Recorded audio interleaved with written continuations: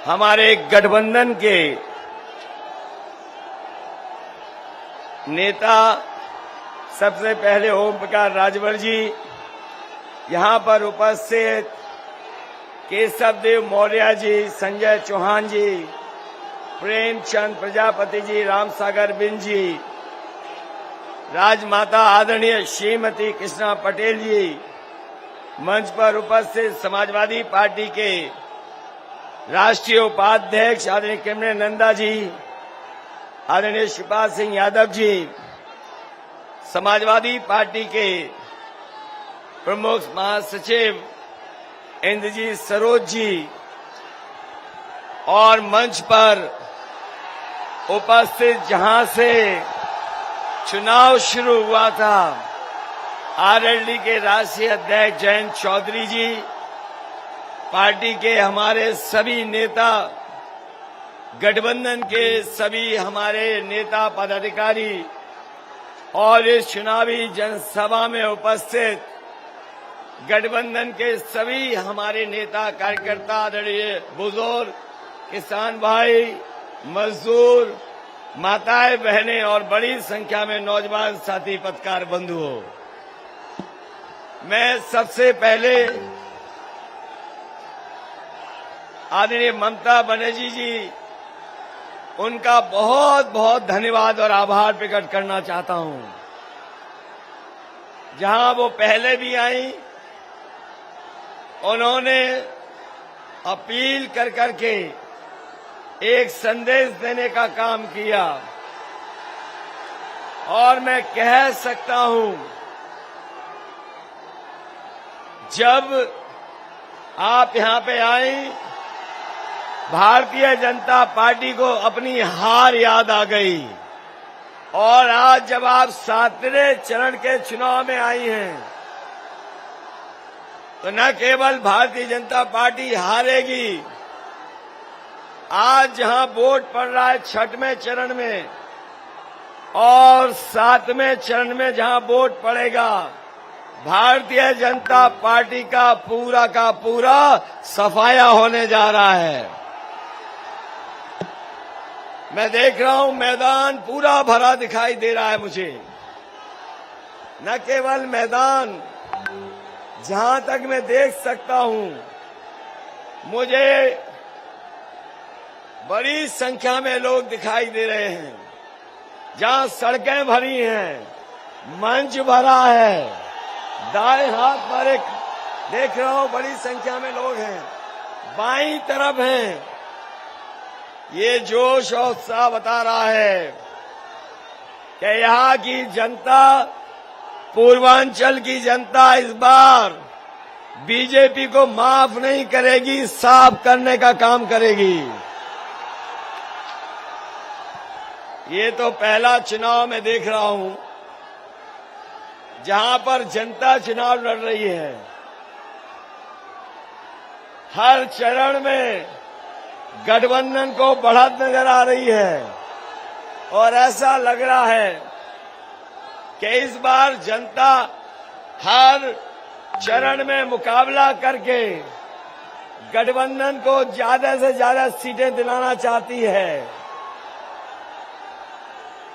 6वें चरण में तो जनता बीजेपी को छाड़ देगी और 7वें में आते आते गठबंधन का इतना मजबूत बहुमत होगा जिसका भारतीय जनता पार्टी ने कभी कल्पना नहीं की होगी। मैं अपने पूर्वांचल के लोगों को भरोसा दिला सकता हूं, इस बार गठबंधन की सरकार होगी तो अभूतपूर्व विकास पूर्वांचल का हम लोग मिलकर के करेंगे। वैसे तो बीजेपी ये दावा करती है कि वो दुनिया की सबसे बड़ी पार्टी है।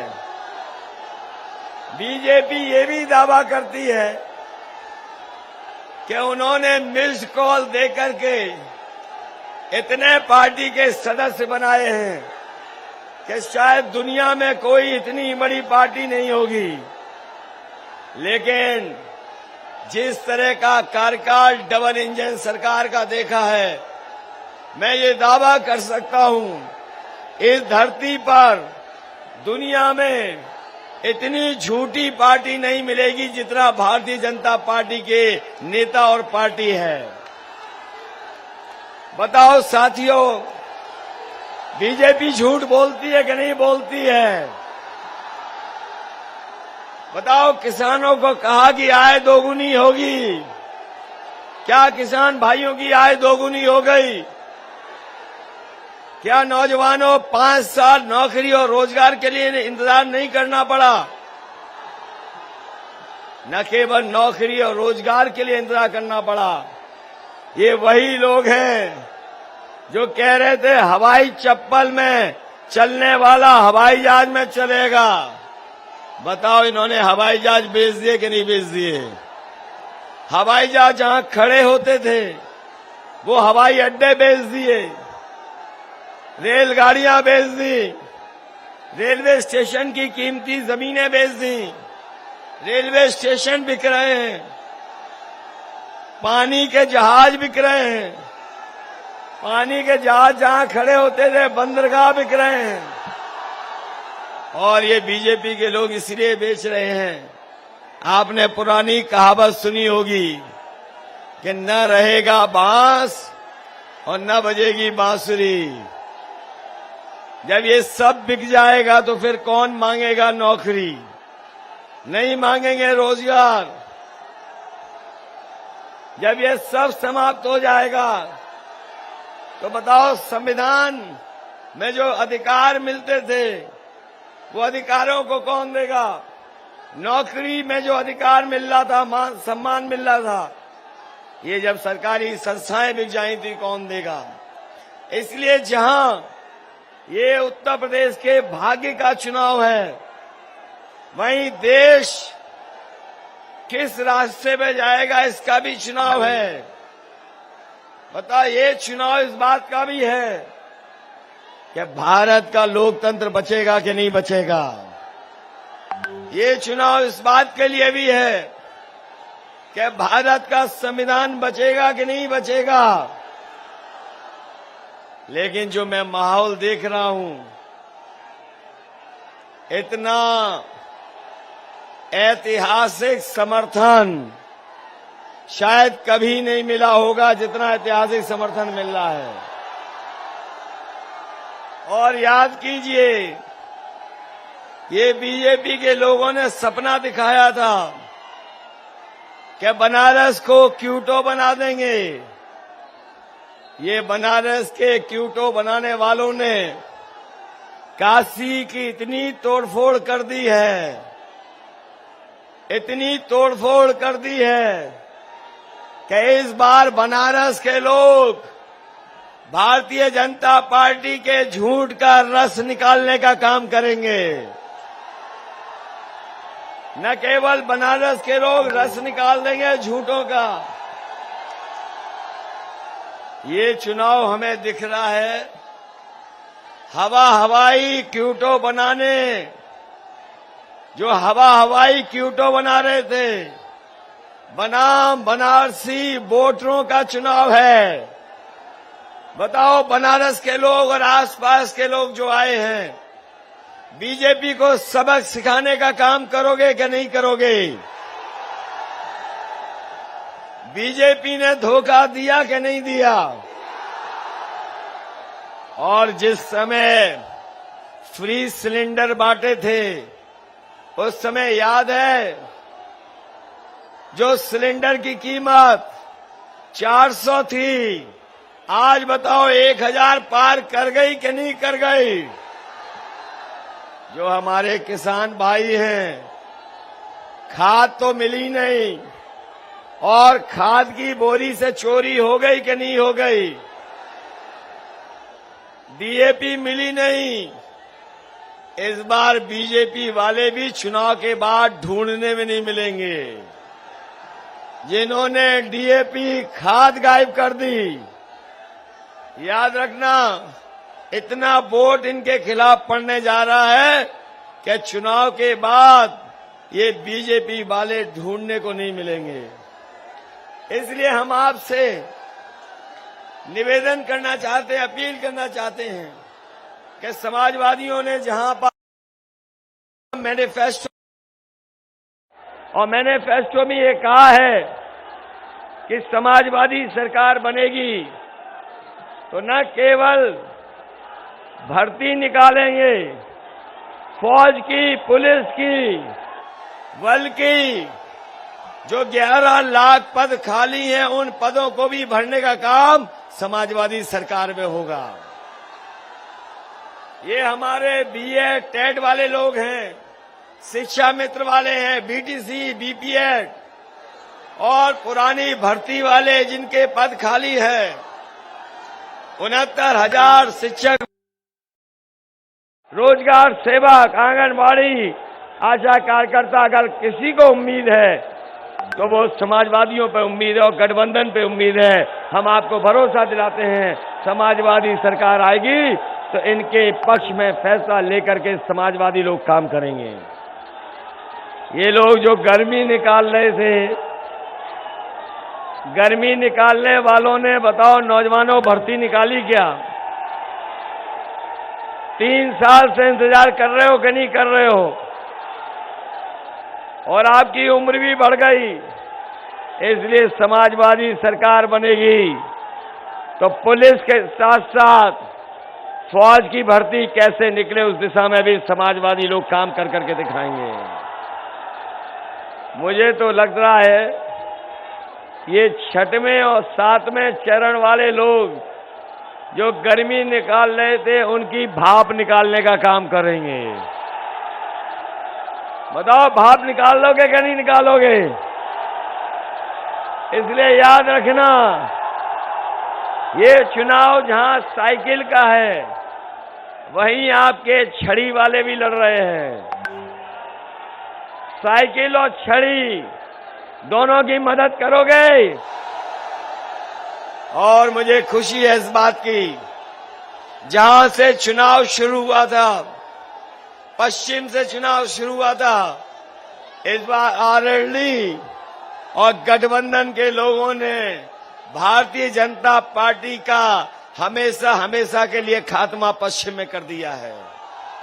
और जिस समय मऊ में पहला कार्यक्रम हुआ था ओम प्रकाश राजभर जी के साथ, दूसरा हमारा उससे पहले कार्यक्रम संजय चौहान जी के साथ हुआ, याद होगा उस समय कहा था कि ये समर्थन ऐसा मिल रहा है कि बीजेपी जिस दरवाजे से आई है उसी दरवाजे को भी बंद करने का काम गठबंधन के दल करेंगे। बताओ आज लग रहा कि नहीं लग रहा कि दरवाजा बंद हो गया? इसलिए आपसे अपील करता हुआ याद रखना ये बीजेपी के वो लोग हैं जिन्होंने किसानों की हत्या की है, जीप चढ़ा करके हत्या कर दी, हत्या की और आज भी न्याय नहीं मिल रहा है। एक हमारे साथ पवन कश्यप भी बैठे हैं मंच पर, ये वो नौजवान है जिसका भाई पत्रकार था और जिस समय वो वहां पर मौके पे था, मौके पे उसकी जान चली गई पत्रकार भाई की। मैं इस मौके पर मैं पवन के साथ साथ ये जो पवन दिखाई दे रहे हैं ये वो हैं जिनके भाई की जान, याद कीजिए, लखीमपुर में गई थी, अभी तक न्याय नहीं मिला है। मैं पवन और तमाम अपने किसान भाइयों को इस मन से कह सकता हूं, समाजवादी सरकार आने वाली है, इस परिवार को न्याय दिलाने के साथ साथ हमारे किसानों की जान गई है, उनको भी न्याय दिलाने का काम समाजवादी और गठबंधन के लोग करेंगे। इधर तो बीजेपी हार स्वीकार कर चुकी है और मैं इसलिए कह रहा हूं कि हार स्वीकार कर ली है। उनके प्रत्याशी आपने देखे होंगे, आज जनता से माफी मांग रहे हैं, कोई दंडवत होकर के माफी मांग रहा है। कोई कान पकड़ करके उठक बैठक लगा के माफी मांग रहा है, कोई तेल लगा करके माफी कर रहा है। लेकिन मैं कहना चाहता हूं कि यहाँ का किसान और नौजवान बीजेपी के प्रत्याशी अगर कान पकड़ के भी 700 बार उठक बैठक लगाएंगे, तब भी यहाँ का किसान और यहाँ का नौजवान बीजेपी को माफ करने वाला नहीं है। बताओ, माफ करोगे क्या साफ करोगे? माफ तो नहीं कर दोगे? ये तो नहीं भूल जाओगे कि मां गंगा के अंदर लाशें बही थी, हजारों लाशें बह रही थी? ये भूल तो नहीं जाओगे? जिस समय सरकार मदद करती मजदूर भाइयों की, मजदूर पैदल पैदल घर पहुंचे थे, बहुत लोगों की जान चली गई थी। बताओ, पैदल पैदल मजदूर चले थे, वो भूल तो नहीं जाओगे? महंगाई तो नहीं भूल जाओगे? और 5 साल हमारे नौजवान रोजगार और नौकरी के लिए इंतजार करते रहे, ये बीजेपी को तो नहीं भूल जाओगे? इन्हें साफ करोगे? ये डीजल पेट्रोल महंगा कर दिया कि नहीं कर दिया? और ये अगर इस बार आ गए, अभी तो 100 रुपए में बेच रहे हैं पेट्रोल, अगर कहीं दोबारा आ गए तो 200 रुपए में पेट्रोल बेचेंगे। इसलिए सावधान हो कि नहीं सावधान हो? मैं तो बधाई देता हूं कि यहां पर बनारस में जो बीजेपी ने और उनके प्रधानमंत्री जी ने एक गांव में पूरे विकास कार्य कराए थे और उस गांव को गोद ले लिया था। आपको जानकारी मिली होगी, जिस गांव में गोद लिया गया था वो गांव का भी प्रधान बीजेपी हार गई। बताओ, बीजेपी हार गई कि नहीं हार गई? आप लोग नाराज हो बीजेपी से कि नहीं नाराज हो? हटाना चाहते हो कि नहीं हटाना चाहते हो? इन्होंने काशी में तोड़फोड़ की है कि नहीं की है? गंगा की सफाई की कि गंगा गंदी है? इसलिए इस चुनाव में इनके खिलाफ एक एक मतदान कर करके, वोट डाल करके गठबंधन के जो साइकिल से लड़ रहे हैं उनकी मदद करना, जो छड़ी से लड़ रहे हैं उनकी मदद करना। मैं बधाई देना चाहता हूं चंदौली के कार्यकर्ताओं को, बधाई देना चाहता हूं भदोही के अपने कार्यकर्ता नेताओं को, बधाई देना चाहता हूं मैं अपने बनारस के सभी नेता कार्यकर्ताओं का। और वही मैं आप सबसे अपील करूंगा कि जो राजेश पटेल चुनाव लड़ रहे पिंडरा से, उनका चुनाव चिन्ह लिफाफा है, लिफाफा मत भूल जाना, लिफाफा याद रखोगे। सुनील सोनकर चुनाव लड़ रहे हैं छड़ी से, छड़ी को याद रखोगे। अरविंद राजभर छड़ी से लड़ रहे हैं। अभय पटेल लिफाफा चुनाव चिन्ह है। अशफाक अहमद साइकिल के चुनाव चिन्ह से लड़ रहे हैं, उनकी मदद करना। किशन दीक्षित साइकिल से चुनाव लड़, उनकी मदद करना। पूजा यादव साइकिल से चुनाव लड़, इनकी मदद करना। और पूर्व मंत्री सुरेंद्र पटेल जी जो साइकिल से चुनाव लड़ रहे हैं, उनकी मदद करना। मुझे उम्मीद है कि इस बार बनारस और बनारस के आसपास और पूरे पूर्वांचल में भारतीय जनता पार्टी का सफाया होने जा रहा है।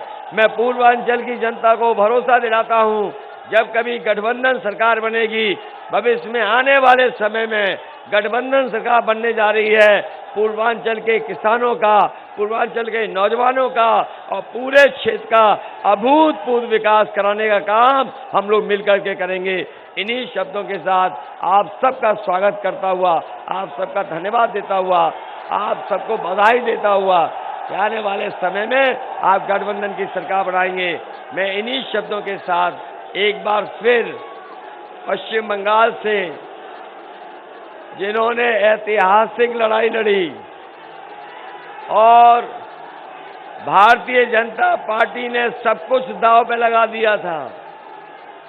उस चुनाव को जीत करके आने वाली आदरणीय ममता बनर्जी जी को मैं एक बार फिर धन्यवाद देना चाहता हूं, बधाई देना चाहता हूं कि आपके आने से न केवल हमारे समाजवादी कार्यकर्ताओं का बल्कि पूरे के पूरे पूर्वांचल की जनता का मनोबल बढ़ाया है। इस मनोबल बढ़ाने के लिए मैं आपका बहुत बहुत आभारी हूं। वहीं आपके दल के प्रदेश के अध्यक्ष हैं जो आपके पार्टी के प्रदेश के अध्यक्ष और पदाधिकारियों का भी मैं बहुत बहुत अपनी तरफ से स्वागत करता हूं और बधाई देता हूं। बहुत बहुत धन्यवाद आपका। अब मैं अनुरोध करता हूं